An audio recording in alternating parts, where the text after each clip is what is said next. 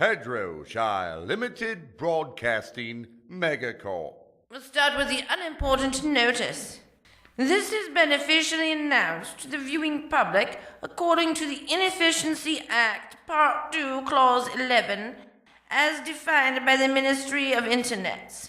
Why are you wasting valuable time reading this? It's quite astonishing that you've gotten this far. You may now return to your dreary routine. The unimportant notice has ended. And because my last book review was so very popular, ta-da! We're doing another book review. This is a very well-known novel. It's called The Great Gatsby by F. Scott Fitzgerald. And I have a very old and beat-up copy from the Castle Library, so you can tell it's quite a venerable book. And basically, it's all about some people who move from the Midwest to New York, and some of them get fancy houses on Long Island, and some of them are bootleggers, and there are affairs, and one of them turns out to probably be gay, and then one of them gets shot, and then it's over. But the question is, and this is what has always bothered me, as you know, the time that Nick Carraway accompanied Tom Buchanan into the city, and they went to see his mistress, Myrtle Wilson, and they have that apartment, and he got the puppy from Myrtle, and they invited those other people over, and everybody got drunk. Whatever happened to the puppy? Because we know shortly afterwards that Tom's wife, Daisy, takes Gatsby's car and runs over Myrtle and kills her. So obviously Myrtle isn't going to go back to the apartment to take care of the puppy. And what about Tom? But as I recall, Myrtle had a sister named Catherine who lived in the city, so let's hope she took care of the puppy. I give it 4 stars. It was a good, quick read. Nothing really particular happened, but the prose was very lyrical and enjoyable to read. I got to give it 5 stars for language, 2 stars for characters, and 3 stars for plot. So overall, it's like a 3.5 or something. Anyway, Great Gatsby by F. Scott Fitzgerald. You probably won't read it. You'll probably watch one of the movies, and if you do, you need to watch the 1974 version and not the one that they made with that last one. You don't want that last one.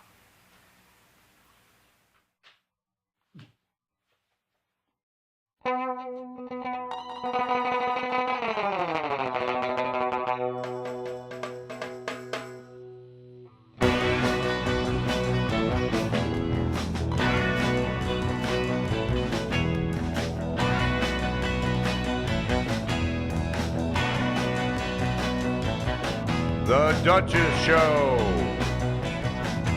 starring the Duchess of Hedrowshire. The Duchess Show is filmed before a well-behaved studio audience. Unleash the hounds. The Admiral's out at sea right now. Send for Mims in the turnip basket. Time to feed the baby hippo. You know, the Duke really objects to the hounds pissing around the castle, and I really can't stand listening to any more of his whinging.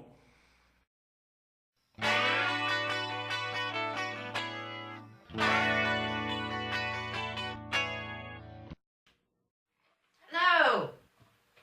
So, yes, this is a gin and tonic, and yes, it is morning. Let me explain why. We're going to call this The Duchess and the Batshit Crazy Day. It all started last night. It seemed innocent enough at the beginning. We do have a lot of food trucks who come through the duchy because they know that the Duke has a great deal of fondness for food truck cuisine. And last night it was the haggis wagon. So, the Duke got himself the, I don't know, King of Glasgow mega haggis thing. And he also brought back a little something for the rest of us, including the Admiral. He got a blood sausage or a bridie or meat pie, some such thing. At any rate, the Duke did finish the haggis, and I had to remind him that the show we are doing right now is the Duchess show and not the Duke versus food. So all this is really unnecessary. At any rate, we were fine until the middle of the night when I was awakened by screaming. This does not normally happen. In the castle or in the duchy, we don't have a lot of murders, and the castle certainly isn't haunted, so it's rather unusual to hear screaming in the night. But I got up and I found that the servants had been watching Pulp Fiction in the servants' hall, and a bat from somewhere had gotten in and was terrorizing them, really. Now, we do have procedures for when this happens, because it does happen, and the castle's old. And Mims, of course, he went right to his position. He knows exactly what to do. He went to the door nearest the bat, the exterior door, and opened it so that the bat can fly out. And then, he's a bit of a bat whisperer in his way. He does this incredible thing with his eyebrows that work on baby hippos, and we now have a rhino also. But he's a bit of a bat whisperer, is the thing about Mims. He does the thing with his eyebrows, and then he gestures towards the door like this to the bats, so that they know they can just fly out and be free and not be captured. But the other servants, they did their part too. The chambermaids were standing at the top of the stairs with a blanket. They were holding up a big blanket like this over their heads to keep the bats from flying up the stairs. But every time the bats came through, they pulled the blanket down over their heads to keep the bats out of their hair. But luckily it managed to turn the bat around. Then it would come back down to where we were. And the footmen were running around, screaming like girls. And random, like, out of control, like something you would see in a daycare center or something. And I told them, I said, don't freak out, it's just a bat. But they continued to freak out, but luckily the bat did his thing. He was much better trained than the rest of my footmen, and flew out past Mims. I believe he winked at Mims on his way out, and that was it. We all got back to bed around 3:30 in the morning, only to be awakened with, a disaster, really. If you thought the Exxon Valdez was bad, you should have been in the castle with us. On his way out to sea, the Admiral unfortunately had not even left harbor before he dumped the entire load of ballast into the harbor, and there was a toxic mess of such proportions. I don't think I'll be able to eat for quite some time. I'll just be drinking gin and tonics for some matter of hours or days. Yes. The unfortunate thing is it was the nurse's day off, being as it was a holiday. And the footmen, of course, they all had to go polish the silver or something right now. I can't do this. I'm not qualified. That's it. I don't have any training with geriatric rehabilitation, and we're off. So, yes, that was how my day started. So, here's a cheers to everyone else who's had a bit of a bad time with their pets recently. We've had a psychotic kitty who has been attacking people, and good God, she's on me. Well, it'd be great if a footman would come and take her away right now.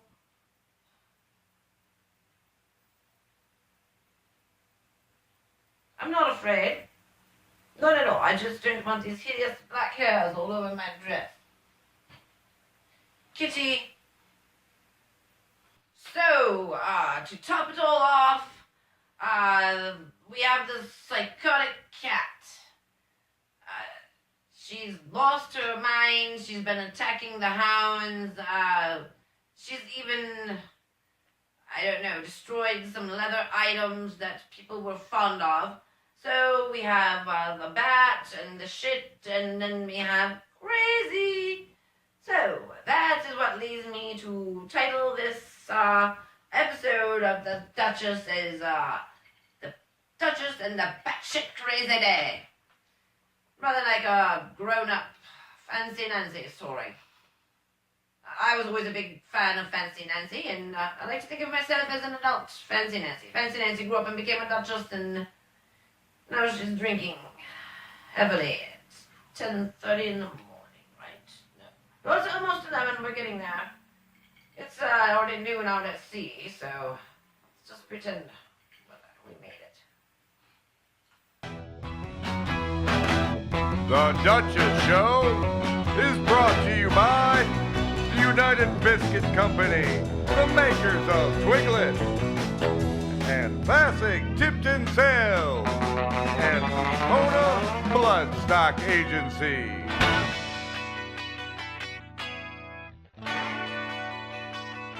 After all of that has recently happened, I have received some more bad news from the Duke. As you know, he has always been a fan of live music. He likes to go to different performances. We've seen many great artists over the years. And sometimes at concerts, even the Duke chair dances now that he's next to me. We chair dance together. It's very romantic. But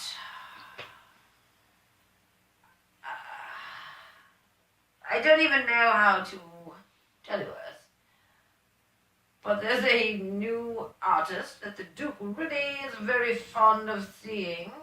Anyway, he has just gotten some tickets for a concert that's coming up. But the bad news is his friends. Some of them are going to be on vacation. Some of them are having surgery. A couple others have to be in court, which is odd because the concert's on a Saturday, but at any rate. They have to be in court or do public service, or they're going to a memorial type of thing, or they have to be the ribbon cutter at a local go-kart track. At any rate, no one can go. So because of my prenuptial contract, I'm obligated to go with the Duke, and I'm not really happy. And we're going to see the Duke's new favorite artist. It's a hip-hop type artist, and he goes by the name of Dink. And I'm sure you've heard many of his hit songs, because there's no escaping it, really. Trust me, there's no escaping Dink. Certainly not around here. I imagine it might be worse in other places, but the thing is, I'm not enthusiastic about it. I'm really trying to find a way out of it, but unfortunately, due to prenuptial clauses and such things, I'm obligated to go. Unless I should have an unfortunate fall and break my leg or something, which is always a possibility. I could jump out of something that day. You never know. But we are going to go see Dink live in concert, and of course we have great seats. Just fabulous front, right up front. I'm so happy now, because the way it's going to be is like this.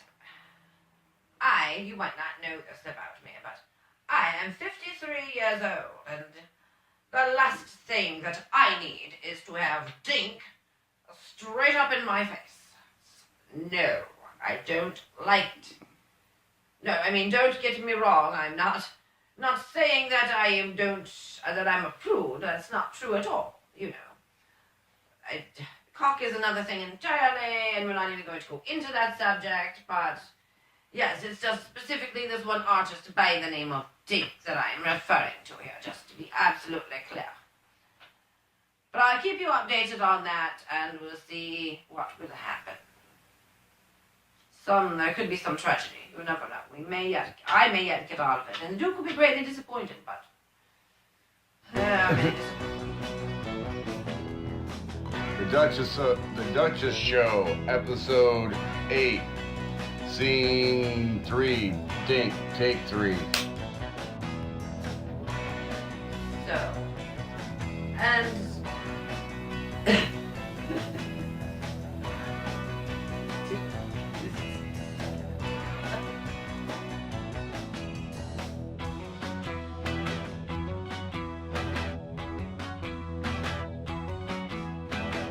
This has been a Hedroshire Limited Broadcasting Megacorp production.